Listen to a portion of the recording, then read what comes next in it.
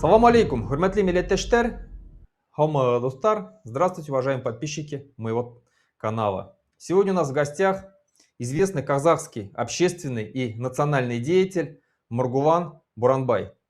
Салам алейкум. Валейкум ассалам, уважаемый Руслан. Рад видеть вас. Спасибо, что согласились на эфир, потому что мы с вами давно знакомы, я у вас был в гостях. Но вот теперь решил вас пригласить, потому что очень много общих тем, которые бы хотелось с вами обсудить. Начну с того, что вас называют как ультраправым национал-патриотом казахским. Можно ли называть вас казахским националистом? Или вы считаете, что это не про вас? Ну, то, что как меня там называют, это их право. По-разному называют, но да, в целом, конечно, я казахский националист. Смею себя, во всяком случае, считать таковым. Хорошо, И потому для меня что... это честь. Все правильно, потому что многие еще с советских времен у нас идет такое, что вот националист это что-то такое плохое, что это человек, который унижает другие народы, свой народ возвышает, хотя, конечно же, это не так, и этому есть другое название, там, шовинизм и так далее. Националист сегодня в Европе все знают, ну, точнее, может быть, в России мало кто знает, но сегодня в Европе есть националистические партии, которые успешно баллотируются, побеждают и занимают даже лидирующие позиции в тех или иных странах. Это я так к сведению. Маргулан, вот вопрос такой. Вы являетесь специалистом по изучению казахского голодомора Аршашалык, который был в 30-х годах прошлого века. И мы тоже, башкиры, переживали такой голод, только на 10 лет раньше у нас был голод Зур-Аслык, мы его называем, тот же самый голодомор в 20-х годах прошлого столетия, когда башкиры потеряли более 40% своего населения. Я знаю, что казахи тоже потеряли по официальным данным от более 1,5 миллионов, по неофициальным данным там что-то около 3 миллионов казахов. И это очень событие такое, трагическое событие, которое казахов очень сильно отбросило в демографическом вообще вот плане. Почему до сих пор казахстанские власти не признали этот голодомор актом геноцида, на ваш взгляд? Ну, начну с того, что все-таки специалистом я себя назвать никак не могу. Все знания, которым я обладаю в части этого вопроса, это то, что вот взято с поверхности, благо вот сейчас есть интернет, Google и прочие инструменты, которые позволяют углубиться в этот вопрос. Поэтому специалистом не являюсь, хотя эта вещь, конечно, не требует особых знаний, чтобы вообще знать о предмете. Но вот там пускаться глубже я не могу, это знания мне не позволяют. Но тем не менее, эта трагедия была таких масштабов, что и не знать о ней тоже невозможно, совсем оставаться в стороне. Но большая часть, вот этот заряд знаний я получил в детстве от своего деда. И с этим уже прожил до эпохи интернета. Что касаемо того, что наши власти пока не могут это признать геноцидом, ну, для того есть объективные причины. Сам вопрос очень сложный и очень болезненный. И учитывая нынешние геополитические реалии и риски, которые из этих реалий вытекают, мы и не должны форсировать события, забегать вперед. Это было бы неправильно, потому что вопросы тонкие, и есть риски, что можно перегнуть палку. Очень чувствительный и болезненный вопрос. Поэтому пока И я сам, допустим, тоже публично воздерживаюсь говорить о том, что это был именно геноцид, потому что пока юридически это не оформлено, все, что мы говорим, это остается какими-то пока такими общими фразами, частным мнением. Для того, чтобы утверждать о геноциде, для этого должно быть какое-то судебное решение, у нас его пока нет. Мы знаем на примере некоторых других народов, как этот вопрос потом политизируется и десятилетиями обсуждается, и зачастую предмет этот обсуждения, вот его результаты становятся не то чтобы продуктивными, а контрпродуктивными, раскалывают общество, а мы сейчас не в том положении. Мы пока не можем себе позволить, ну не то, что пока, и в будущем тоже, мы не можем себе позволить, чтобы наше общество было расколото еще и по этому признаку. Время, Хорошо. нужно время. Ну, хорошо, то есть, ну, вы считаете, что со временем это событие, эта трагедия должна получить, ну, вот, должно признаться актом геноцида или нет? Или считаете, что так это должно, ну, просто быть какой-то историей трагической? Нет, я думаю, что это непременно будет сделано, актом геноцида признано. Но опять же, не сейчас и, может быть, даже не в ближайшие годы. История ведь такая вещь, не стоит торопиться, вот забегать паровоза. Но в будущем, конечно, да, оценка будет дана. Хорошо, просто я сам, скажем так, очень много, скажем, читал об этом, о нашем Лураслык, о нашем Голодоморе. И я сам, скажем, в моей семье тоже мы очень сильно пострадали. Допустим, моя прабабушка, она родила 15 детей вот как раз в это время, во время Голодомора. И из 15 детей 10 умерло от голода. То есть у нас своя личная трагедия. И поэтому я понимаю, что если вы, независимое государство, пока до сих пор не можете, то мы, как зависимое государство, зависимое от Москвы, насколько у нас вообще эта тема никак не обговаривается. То есть в 90-х годах что-то об этом говорилось, начинали снимать фильмы, какие-то музеи делать.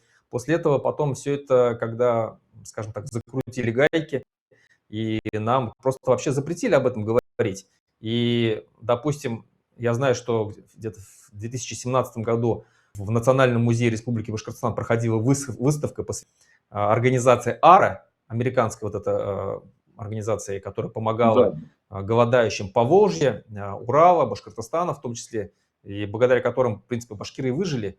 Наш национальный деятель Муса Муртазин так и сказал, что в своих записках оставил, что все башкиры, которые выжили, они благодарны должны быть этой организации АРА.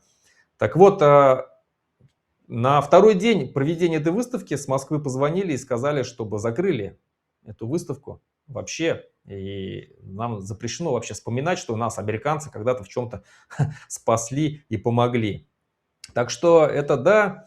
Эта тема очень серьезная, она требует сбора документов. Просто каждым годом все это, скажем так, откладывается, все больше и больше становится расстояние от тех событий. И с каждым годом будет сложнее собирать материал по этому поводу. Вам, как независимому государству, возможно, легче, потому что вас никто не может, вам никто не может запретить этого делать, но нам это запрещают, поэтому нам, конечно, будет сложнее.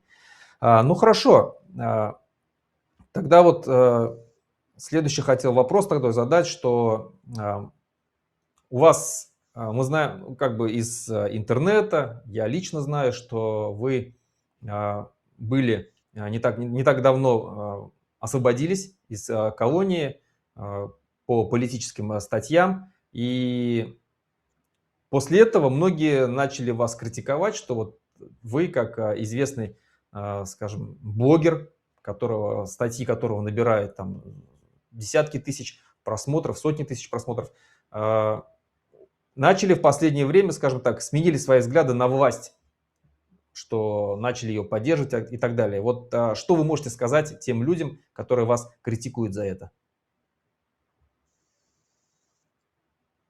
Я сидел по статье за разжигание розни. Долгое время следствие шло с формулировкой разжигания розни по отношению к социальной группе ватники. Хоть и звучит анекдотически, но так было. Потом был уже приговор как межнациональная рознь по отношению к России, к русским. Что, конечно, не так, но тем не менее факт остается фактом. Да, я был осужден, отбыл наказание, вышел. Те же, которые говорят, что я после освобождения занял иные позиции, стал провластным, а это, видимо, те люди, которые не знали меня до тюрьмы, потому что я и до того момента был таким же, каким сейчас и являюсь. Я никогда не был в оппозиции, никогда не выступал против своих властей, государства, потому что это мое государство, это мои власти, какие не есть, они мои. И обретя недавно только суверенитет, буквально вчера, я не мог уйти в оппозицию по одной причине, потому что я понимал и понимаю, насколько шатко наше положение, вообще насколько шаток и хрупок мир вокруг, это видят все. Надо считаться с реалиями, жить на земле, а не витать где-то в небесах, в империях. Поэтому я оппозиционером не был тогда, не являюсь им сейчас, нахожу эту деятельность деструктивной по отношению к своему государству. И даже, наверное, в этом есть такая некая доля инфантилизма политического, потому что оппозиционером быть легко, от оппозиционера ведь ничего не требуется, кроме того, как критиковать, но он не несет никакой ответственности. Критиковать всегда легко и приятно, а вот быть системным и поддерживать свою власть и вместе с ней разделять ответственность, это уже все-таки сложнее и требует даже больше, наверное, мужества, чем быть просто в оппозиции и там пожинать какие-то лавры, лайки. Если бы я искал какую-то дешевую вот эту славу, популярность, я, может быть, и был бы оппозиционером. И тогда бы у меня было бы просмотров не десятки и сотни тысяч, как вы говорите, а миллионы. Потому что у нас оппозиционность воспринимается как некая такая доблесть. Вот он, мол, против властей, какой отважный человек. А у нас сейчас такое время, когда отвага требуется как раз-таки, чтобы защищать свои власти. То есть обрекать себя на непопулярность, на хейт. Мы, вот прямо сейчас Казахстан находится в таком положении уникальном, когда у нас впервые за многие десятилетия, за 2 столетия появилось окно возможностей совершить скачкообразный такой рывок вперед, не отстать от уходящего поезда, а догнать и залезть в него. Этот момент требует от нас консолидации всех сил, неважно от национальности, вероисповедания, политических взглядов. Все вот эти какие-то дрязги можно оставить на потом, когда утихнут войны, которые бушуют вокруг нас, когда исчезнут риски, которые сейчас у нас есть и которые отрицать просто глупо.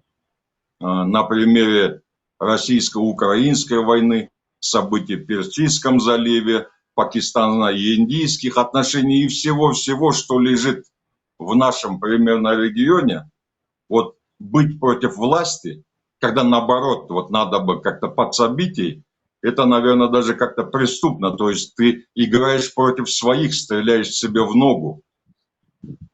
При этом, да, можно оставаться, конечно, какие-то свои взгляды на те или иные процессы, но вот транслировать их вовне, выносить, выступать против, это все-таки сейчас не то, не подходящее время. Надо, если я вот начался разговор с национализмом, вот я как националист, нахожу это слово синонимом к государственнику. И вот как националист-государственник, я заинтересован в том, чтобы наше государство было сильным, крепким во всех отношениях. Для этого я должен вносить свою лепту как-то, как националист. Не вставлять палки в колеса, а наоборот помогать вытаскивать нашу машину, застрявшую в этой трясине постколониальной. Поэтому я никак не в оппозиции, и вот такова моя позиция. Хорошо, спасибо. Правильно. В принципе, меня тоже очень часто, скажем так, ловят на том, что я симпатизирую сегодняшней казахстанской власти и казахстанская оппозиция, настоящая оппозиция, либералы так называемые, меня критикуют за то, что вот я там поддерживаю власть, который такой авторитарный режим властей Казахстана. Хотя я им объясняю, что то, чего достиг Казахстан за эти 35 лет, да, это не Литва, условно, там, да, не Эстония, которые вот действительно там вышли, сегодня занимают лидирующие позиции из всех постсоветских республик. Но Казахстан достаточно успешен во многом, и даже в некоторых моментах он успешнее Литвы, Латвии, Эстонии, допустим, в демографическом росте. Это надо признавать. И поэтому я говорю, что вот то, что сделал Казахстан, для нас это мечта, даже хотя бы достичь такого уровня, потому что вы независимое государство, мы зависимы. И здесь вот такой вопрос. Некоторые, я знаю, что очень многие казахские националисты очень негативно относятся к первому президенту Казахстана Нурсултану Назарбаеву, критикуют его во многом, хотя, ну, конечно, я понимаю, что есть за что критиковать, но в то же время, когда я с ними спорю, я говорю, да, у него есть какие-то там моменты, которые нужно критиковать, есть за что критиковать, но в то же время нельзя отрицать то, что он действительно создал, точнее, возродил государственность казахского народа. Ну, допустим, один из успешных его примеров — это то, что он перенес столицу из Алматы в Астану. Я считаю, что это очень правильно он сделал. Ну и там много других таких моментов. Считаете ли вы, что Нурсултан Назарбаев больше сделал пользы для Казахстана и для казахского народа, или все-таки больше вреда? Прежде чем ответить на этот вопрос, пару минут буквально вот о сравнениях, о неуместности сравнения нас со странами Балтии.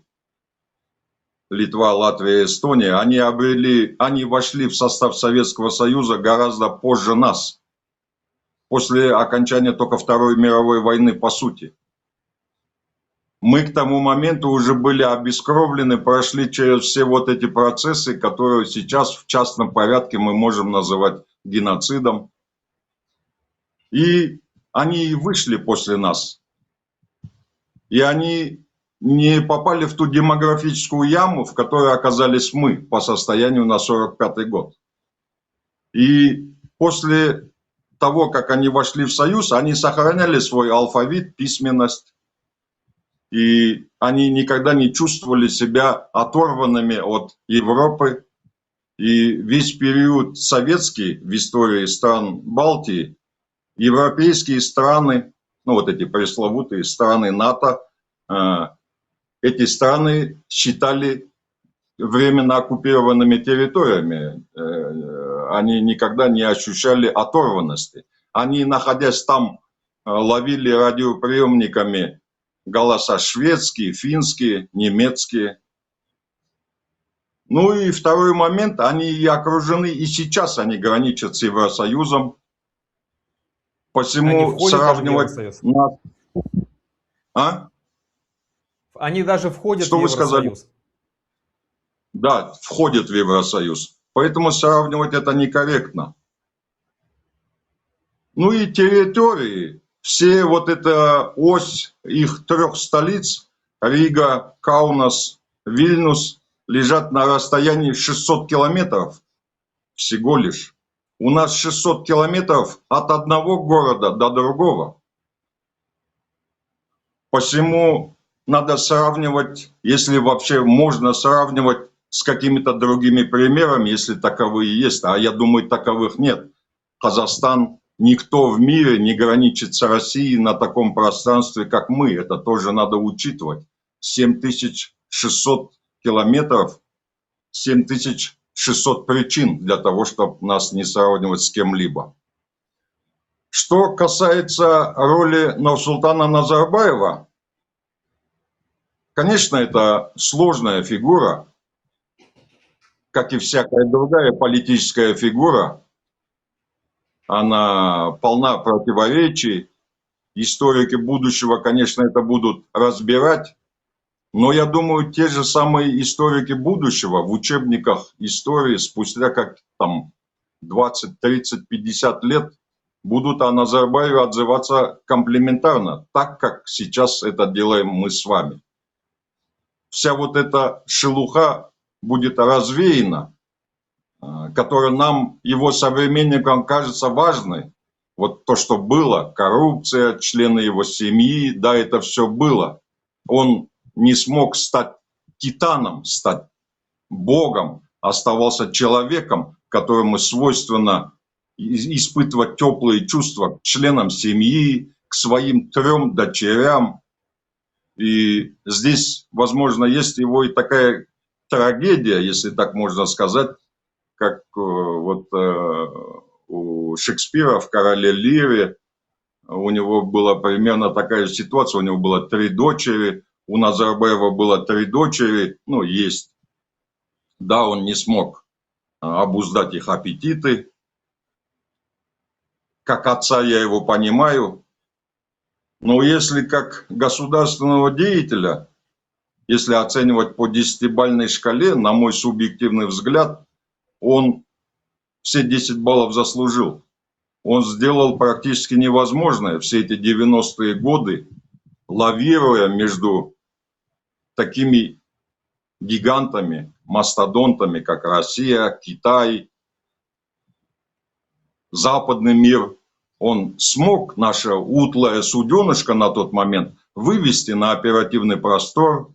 И все нынешние достижения Казахстана, они так или иначе связаны с ним.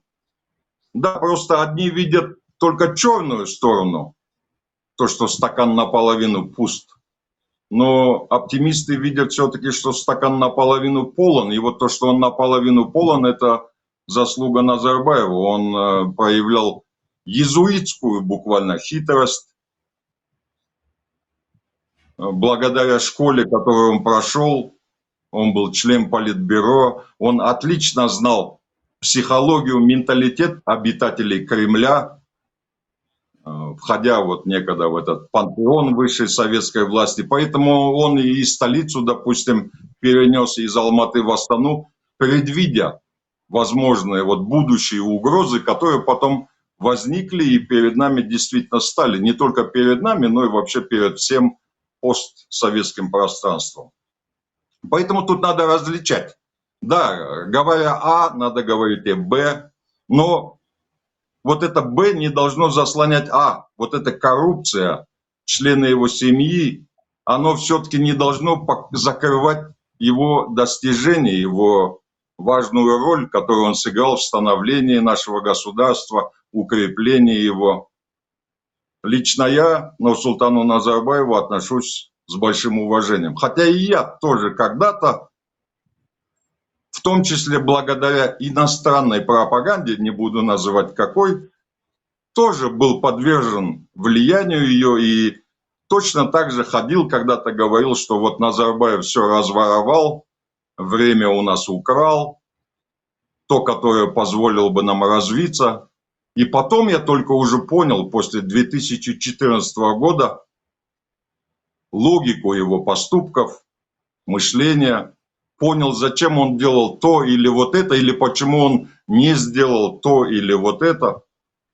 Ну и тем не менее, тем более еще и многие люди уже забыли, ведь плохое быстро забывается. Вот эти 90-е годы, каково вообще было, каково было нам, когда вот говорят, мы могли бы еще в 90-е годы сделать то-то или вот это. В 90-е годы Казахстан был занят выживанием, просто буквальным физическим. Стоял вопрос о том, быть нам или не быть. И только вот, наверное, в 2000-х нулевых годах мы смогли вот прийти к тому, что мы имеем сейчас, обрести большую уверенность, но и то даже на сегодняшний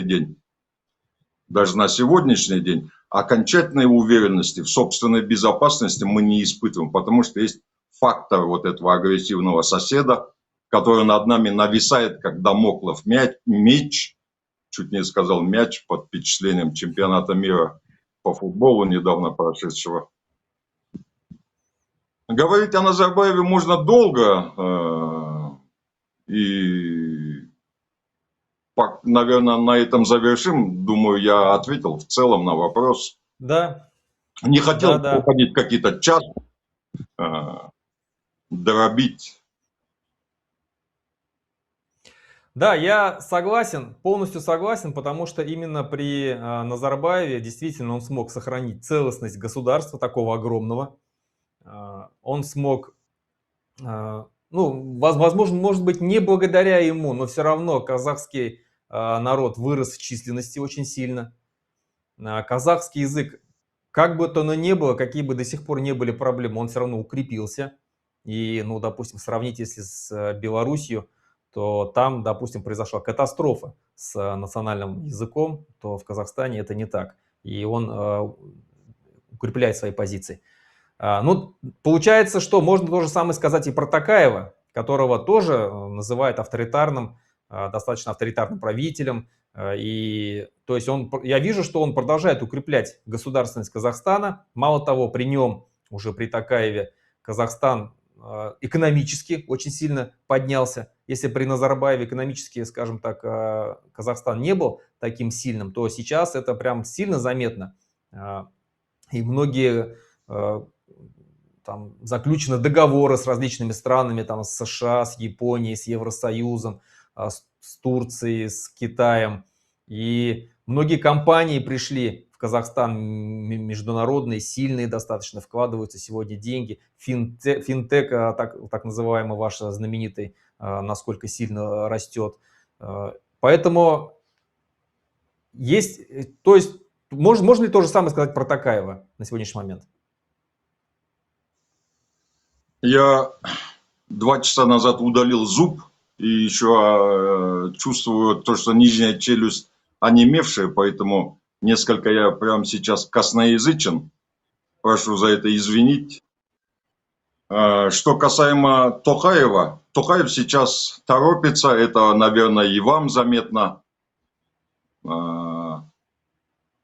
Все время находится или в самолете, или кого-то встречает, или где-то находится в Китае, сегодня здесь, завтра в Катаре, послезавтра в Бельгии, до этого в Штатах, и у него очень такой напряженный график. Это вызвано не его любовью к путешествиям, а тем моментом, в котором мы сейчас находимся. Вот то самое окно возможностей, которое я несколько ранее говорил, уникальный момент в нашей истории, когда наш сосед, крупнейший, долгое время бывший гегемоном на этом пространстве, Россия сейчас испытывает, ну, мягко говоря, проблемы свои, что вынуждают ее сосредоточиться на одном направлении, упуская из внимания, допустим, нас, потому что она просто не может разорваться.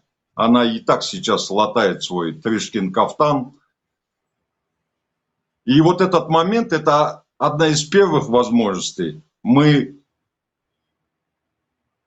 не на коротком поводке, на котором мы долгое время были, к сожалению. Если вещи называть своими именами, она всей громадой, нависая над нами, обладая всевозможными рычагами давления на нас, она, что скрывать, не давала нам проводить те реформы, которые нам требовались. которые способствовали тому, чтобы мы стали по-настоящему суверенной страной. И вот это окно возможностей номер один, которое дает нам возможность развить свой транзитно-транспортный потенциал, потому что транзит через Россию сейчас по понятным причинам невозможен, а раньше он занимал львиную долю китайско-европейского вот в двух направлениях. Сейчас эту роль мы берем на себя. Не сколько мы, а нам это делегируют вот эти крупные игроки. И Китай, и Америка под руководством Трампа, которая озабочена созданием проекта вот, транспортного коридора через нас, так называемая дорога Трампа. И второе окно возможностей – это события в Персидском заливе, которые также убивают логистику через Иран, допустим, Персидский залив, Баб-эль-Мандебский пролив, Ормуз. Мы все это видим, что это может затянуться на какой-то период, возможно, долгий.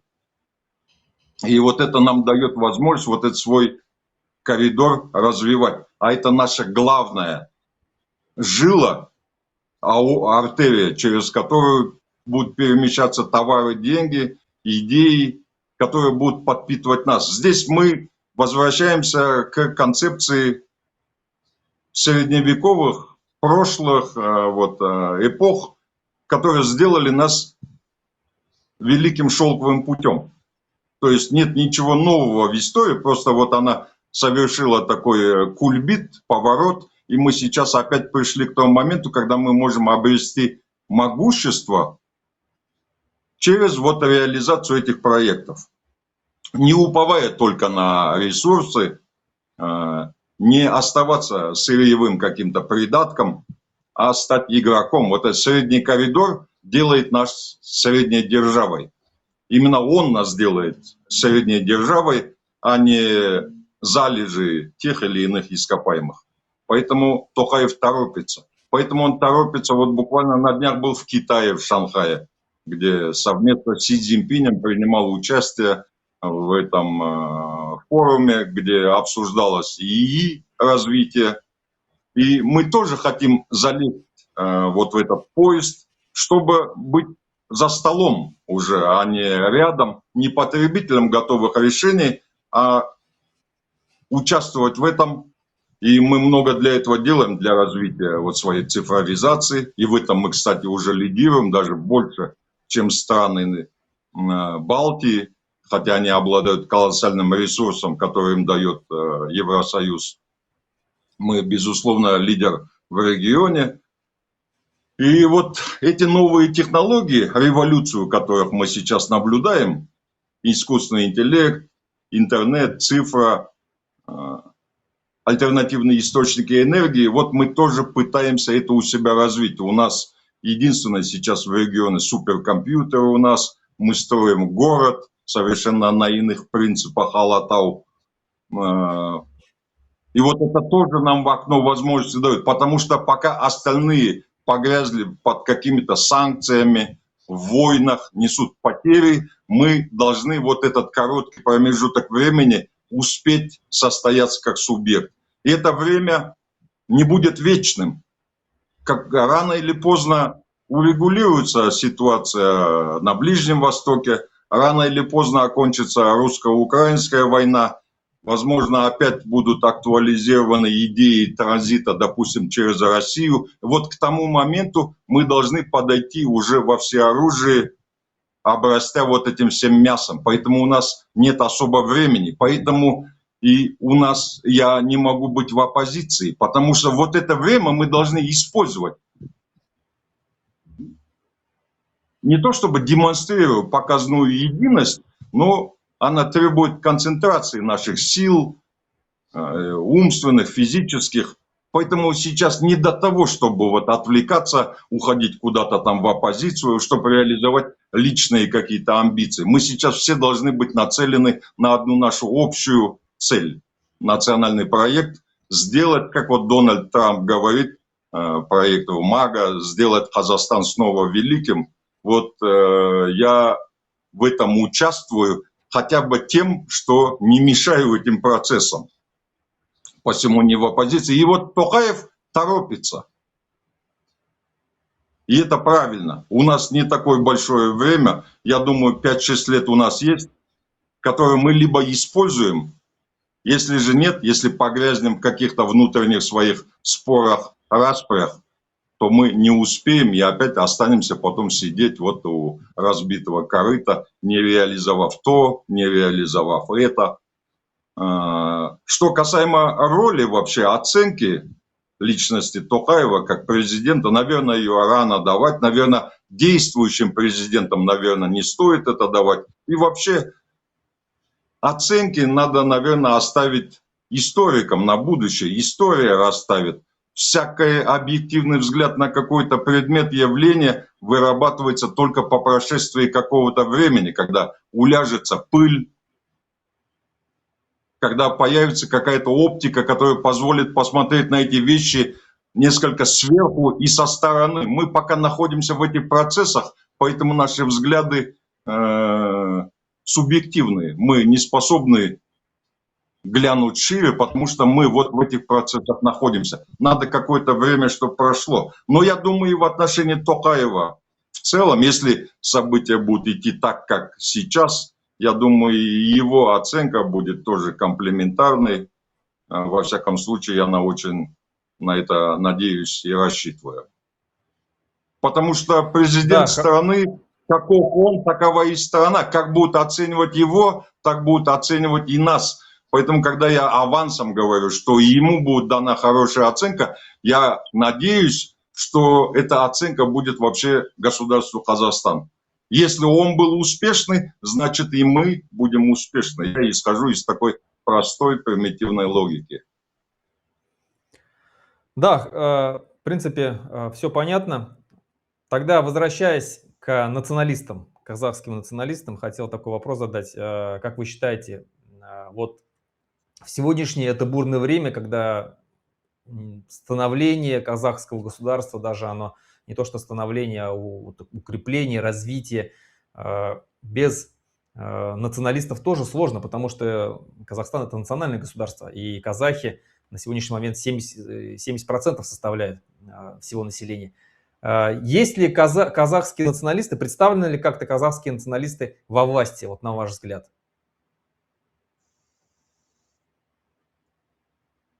Казахский национализм, ну вот вообще, наверное, для этого надо определиться с понятием, ну, чуть-чуть не уходя в дебри, в которых рискуем застрять.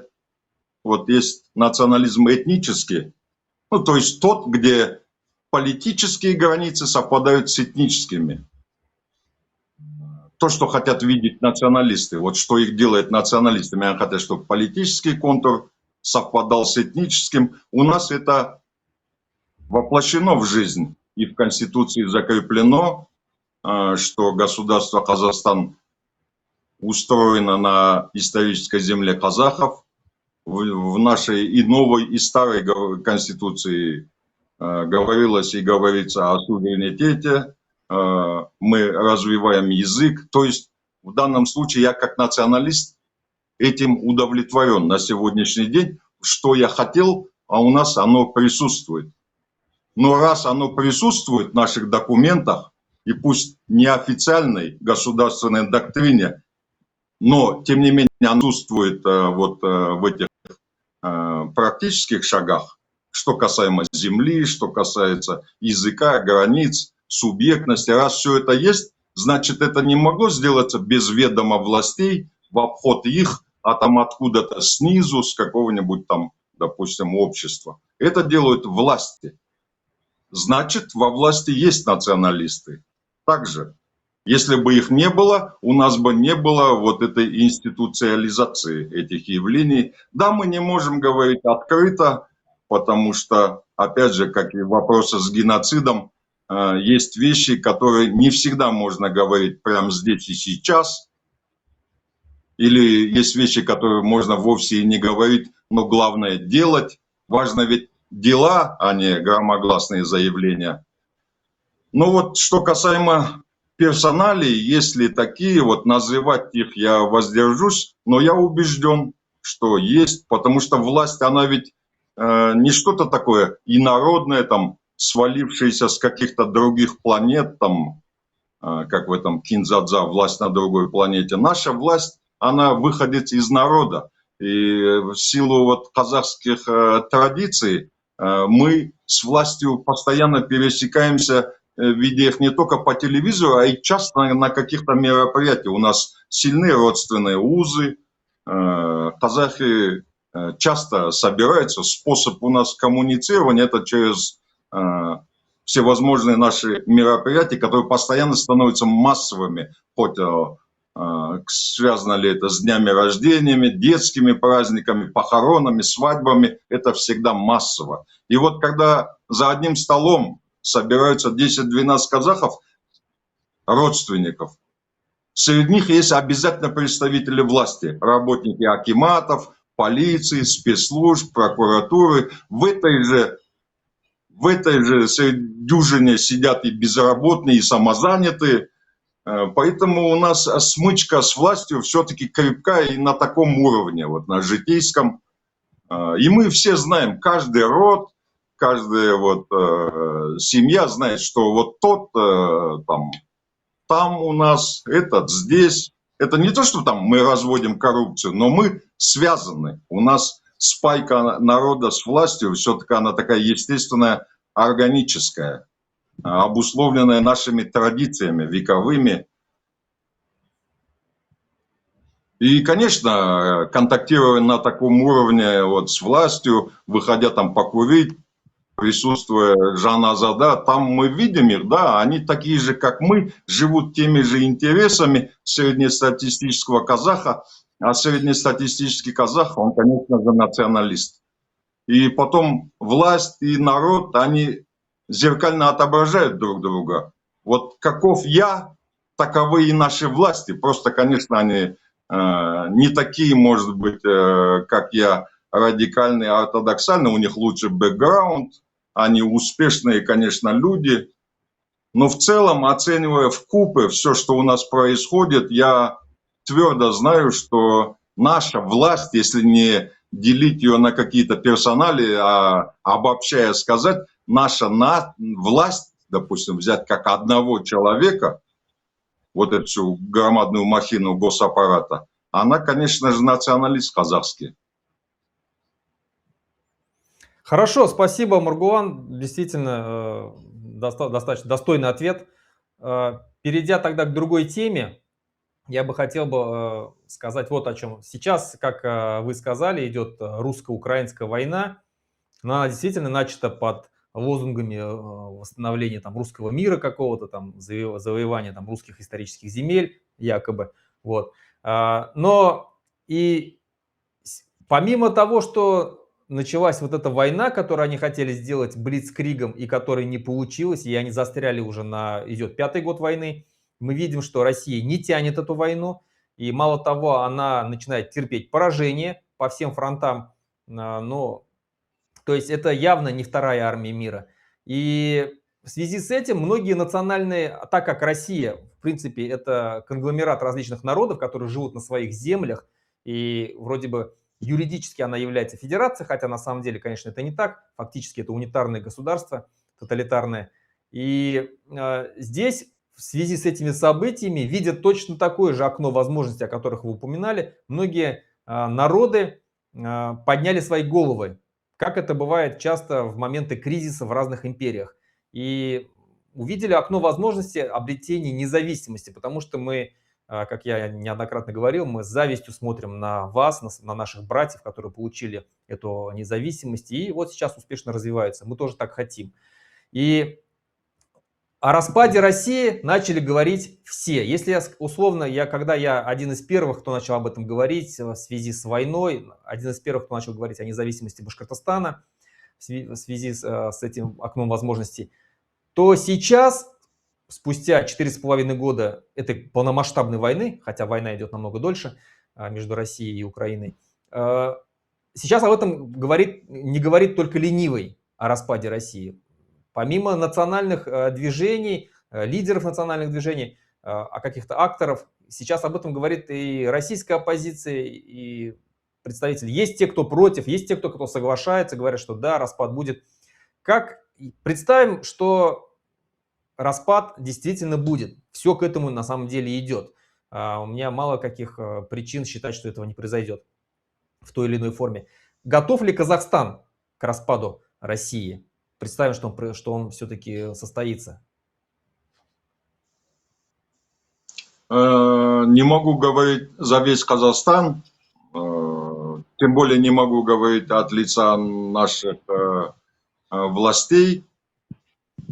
Но очевидно, что мы не можем не готовиться к разным сценариям окончания этой войны, один из вероятных сценариев, конечно же, распад. Правда, надо все-таки не совсем обольщаться, если это слово применимо к данному случаю. Надо понимать, что его может и не случиться.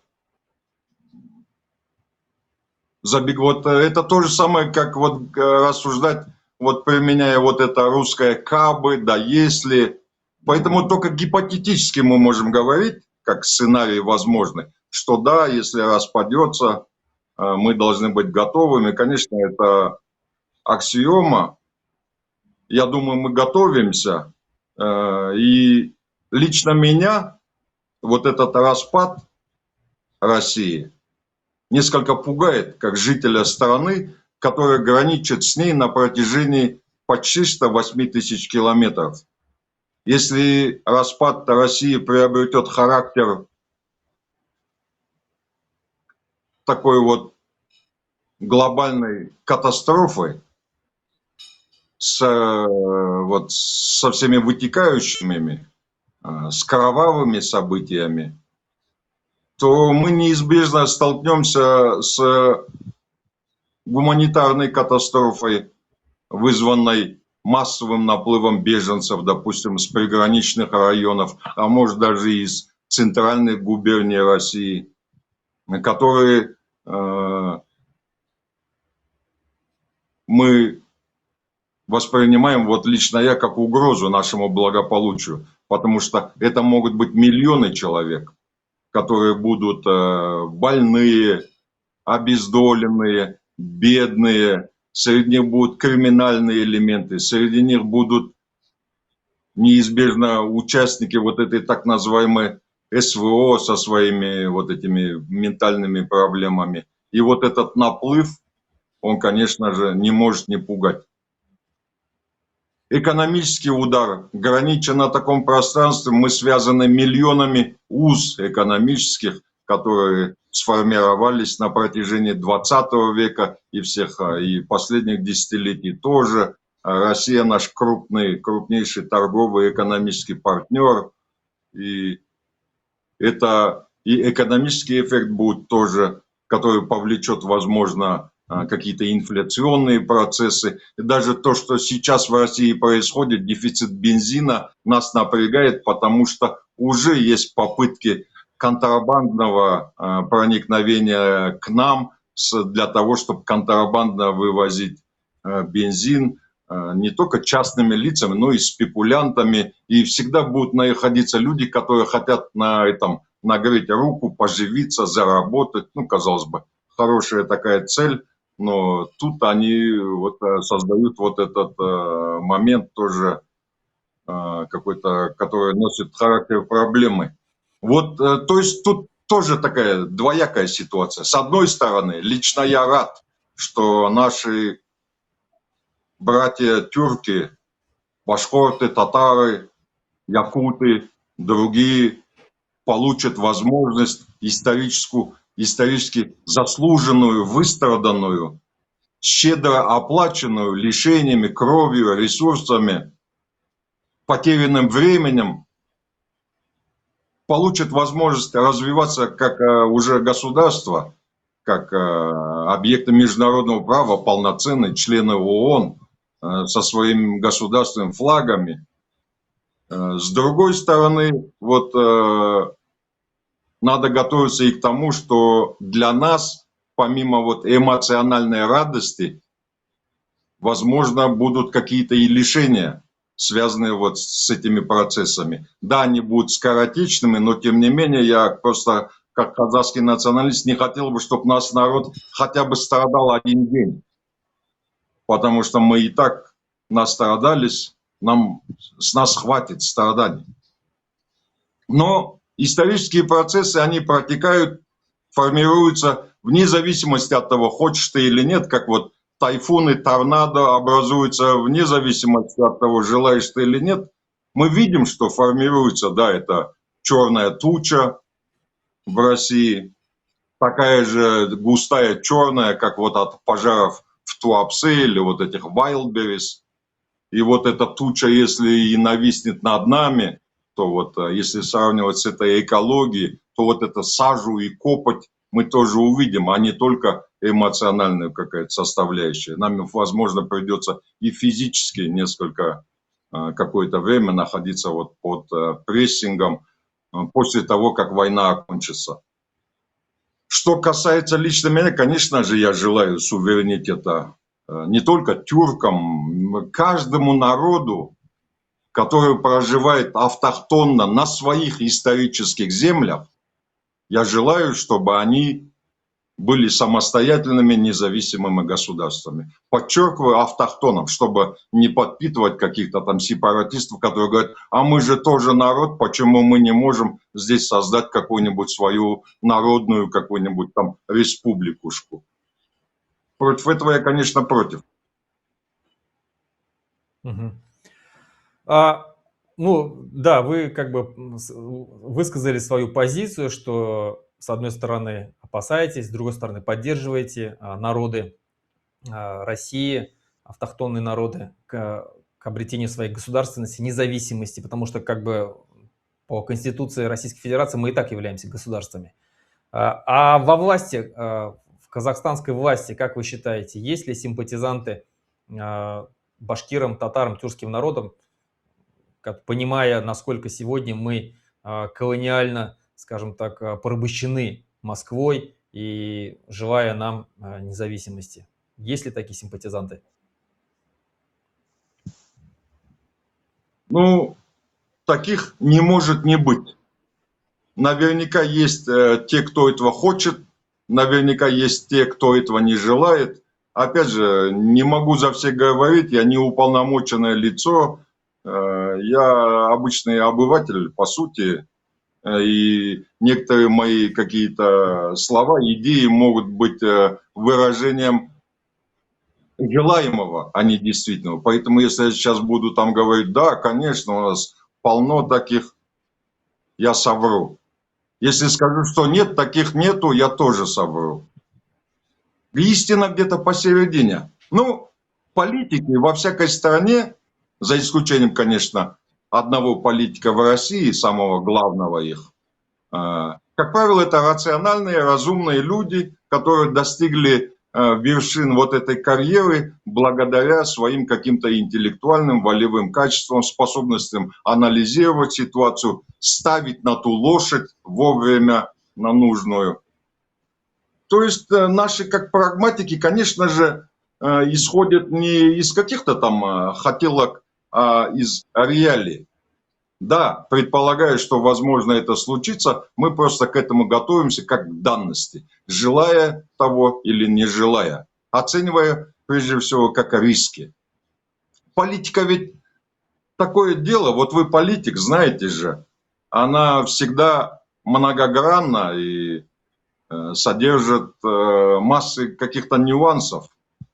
Допустим, в отношении каких-то территорий можно, допустим, желать, чтобы они стали суверенной страной, но как политик, действующий в интересах своего государства, ты в этот же момент понимаешь, что если эта территория станет суверенной страной, тогда между нами и тем большим, ну, допустим, Китаем, и там не хотел называть СУАР, Синьцзянь-Уйгурский, чтобы не лезть вот в какие-то чужие дела. Но вот, допустим, если представить, что СУАР обретет суверенитет, то между нами и Китаем появится еще одна буферная зона, которая повлечет удорожание логистики, препон, возможно, перестанет идти транзит грузов какое-то время, или там короткое, или долгое. То есть, допустим, если представить, что кто-то пожелает, чтобы другие тюрки, уйгуры заимели суверенитет, с одной стороны, с другой стороны начинаешь думать, а заимеют они, будут потом в состоянии конфронтации с тем материковым Китаем, и перекроется тогда вот этот поток китайских товаров, который расширяет наши возможности, улучшает их, обеспечивает нас товарами. Ну вот я это как, чтобы иллюстрировать. Я просто это взял так абстрактно, как пример, чтобы показать. Пример того, что политика не рассуждает категориями «хотел бы ты там или не хотел». Политика оперирует фактическим состоянием, то, что есть прямо сейчас, здесь и сейчас. А остальное там домысливать прекраснодушно, там, это можем мы, я, но даже вы того не можете, являясь политическим деятелем. Я все-таки не политический деятель.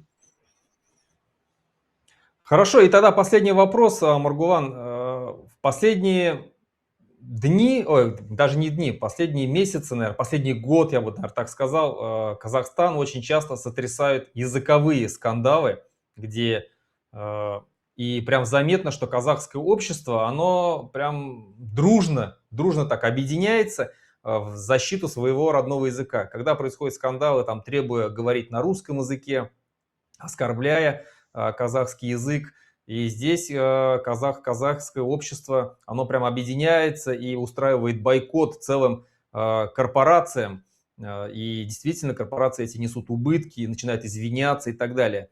Как вы считаете, языковая политика на сегодняшний момент в Казахстане на каком уровне находится? Потому что я знаю, что вы долгое время тоже также поднимали вопрос того, что в Казахстане должен быть единственный язык обучения – это казахский. Вот. А мы знаем, что сегодня очень много русскоязычных школ и так далее. Как вы считаете, вот, в каком положении сегодня находится казахский язык вообще, и какая вот языковая политика сегодня в Казахстане?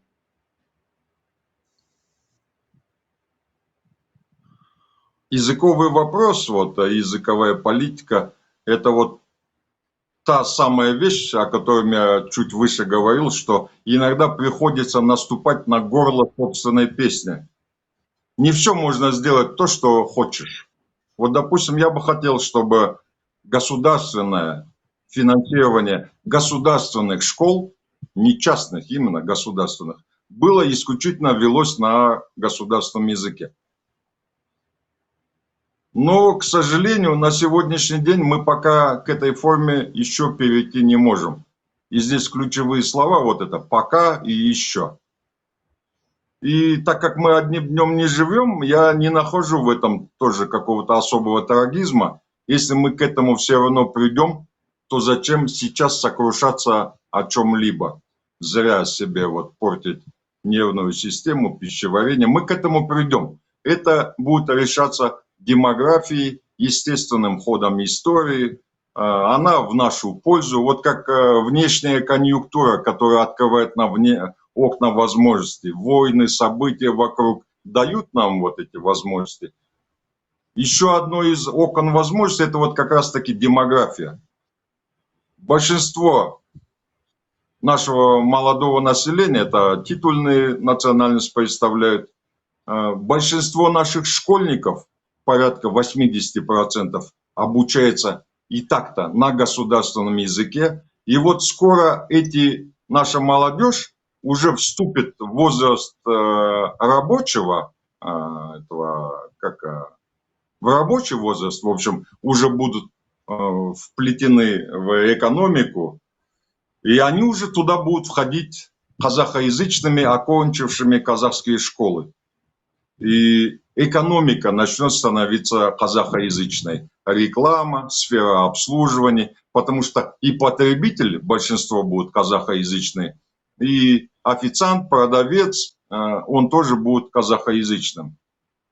Но на сегодняшний день у нас еще сохраняется, как вот это тяжкое наследие царского режима, советской власти, вот это сохраняется не деление, я бы так не говорил, но вот есть две страты, казахоязычная, русскоязычная. Казахоязычная растет с каждым годом, русскоязычная, как шагреневая кожа, с каждым годом сокращается. И в конце концов оно будет вытеснено. Но вместе с тем я бы не хотел, чтобы русский язык мы запретили каким-то таким директивным решением. Ну, запреты, во-первых, потому что не работают, и всякое действие всегда порождает противодействие. Я за то, чтобы это развивалось степ-бай-степ, естественным путем, без потрясений, потому что мы сейчас не можем себе позволить эту роскошь, в кавычках, погружаться в вот эти потрясения. Но в будущем я за казахский язык спокоен, я и сейчас спокоен. Наши дети говорят на казахском языке. Русскоязычные это сейчас, как правило, те, кому вот старше там больше 30 лет. Меньше 25 лет большая часть. Чем младше, чем моложе, тем казахоязычное общество.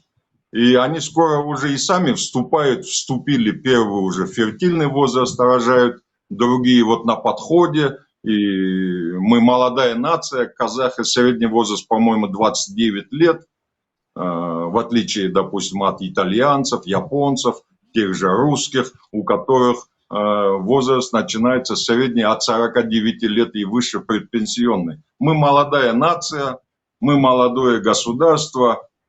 Поэтому я не вижу никаких вот причин заранее там оплакивать свою судьбу, посыпать голову пеплом. В принципе, у нас все хорошо идет, и как человек суеверный, вот в таких моментах я вот просто не нахожу дерева, чтобы постучать по нему. Хорошо, тогда напоследок, что... Да. Руслан, еще бы хотел сказать, вот мы обсуждаем вот эти вопросы касательно нас, да. Надеюсь, что и вы со всем этим столкнетесь в случае обретения суверенитета, что закреплено и в международном праве, в ООН. Я как раз про мы сейчас проходим, будете проходить и вы. Поэтому мы прекрасная возможность для вас на нашем примере учиться. Что делать и что не делать.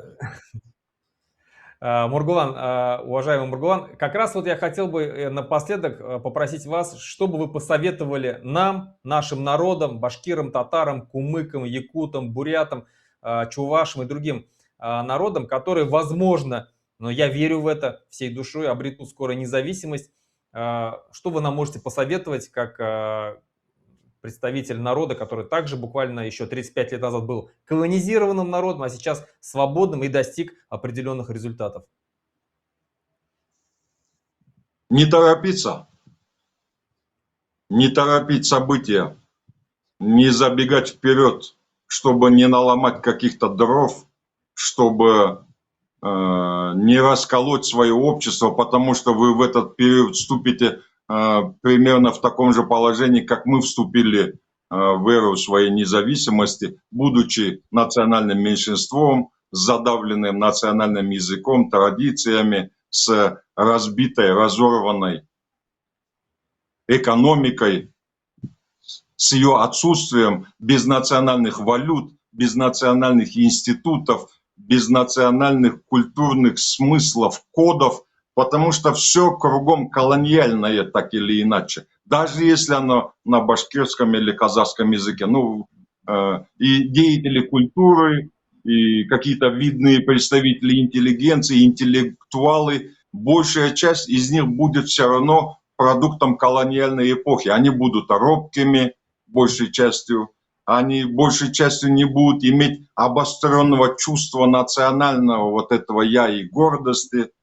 И элиты, тем более, так как им есть что терять, они всегда более осторожнее, чем низы. И вот эти периоды вы все будете обречены на то, чтобы проходить. Просто я надеюсь, у вас это плечо хронологически будет все-таки меньше, потому что уже мир вокруг вас не будет таким, каким он был вокруг нас, когда мы обрели независимость.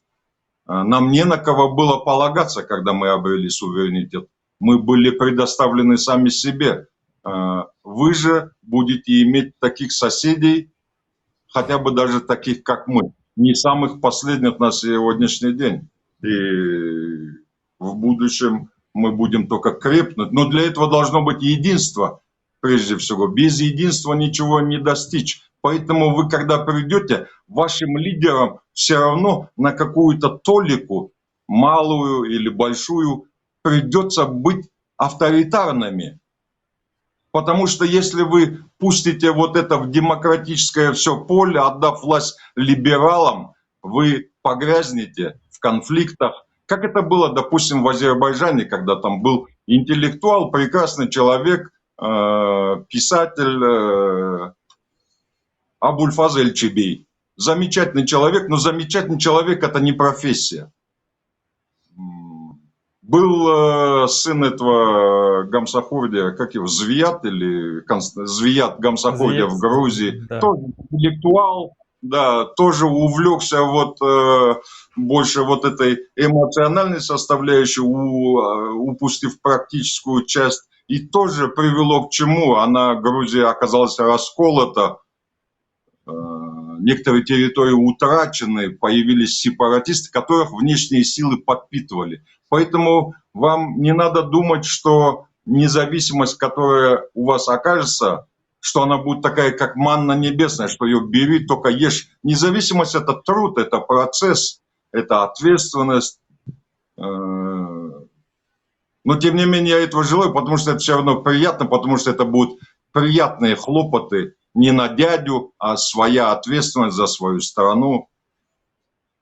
Вот желаю вот этого. Трезво оценивать, без иллюзий, без вот этих розовых очков, там, как вот эти российские либералы там сидят, фантазируют, выстраивая какие-то свои конструкты маниловские. Вот это прекрасная Россия будущего.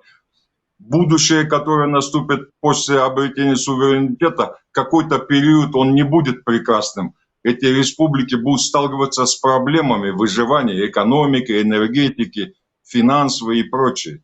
Вот через все вот это пройдете, я желаю, чтобы вы прошли без потерь, быстро выковывав нацию заново. Вам придется заново пересобирать свою нацию, как это приходится делать нам.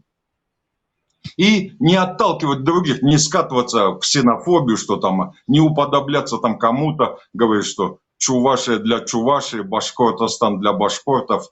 Уповать больше все-таки на национализм гражданский, а не этнический. Хотя и он, конечно, хорош, человеку это свойственно. Вот я говорил о чемпионате мира, да, по футболу, мы там видели торжество национализма, когда норвежцы приехали, празднуют голы, вот эти флешмобы, акции, гребут, миллионы людей едут, разукрасив, нанеся на лица флаги свои, одевшись в футболки, тратят деньги по 10-20 тысяч долларов за билет, забивая 100-тысячные стадионы. Вот это апофеоз и торжество национализма. Национализм – это нормальное явление, свойственно человеку, но вот он должен оставаться вот таким все-таки национализмом. Позитивным, конструктивным, не отталкивая, а наоборот, умея, если надо, ассимилировать и вбирать в себя. То есть быть зрелой нацией, большой, а не маленькой, вот это вечно обиженной какой-то, постоянно смотрящей назад, ковыряющей в своих ранах и болячках. Болячки, раны потом можно будет расковырять, когда будет нормальная ситуация, потом уже давать им какую-то оценку научную. Но не с этого начинать, не с этого, не с конца начинать, а через лопату, кирку, труд, без выходных дней вам придется поработать. Спасибо за эти мудрые слова. В принципе, все, что вы сказали, я также отразил в своей книге «Путь к свободе». В принципе, я тоже также об этом там говорю, о том, что... Да. Как на вашу оценку она?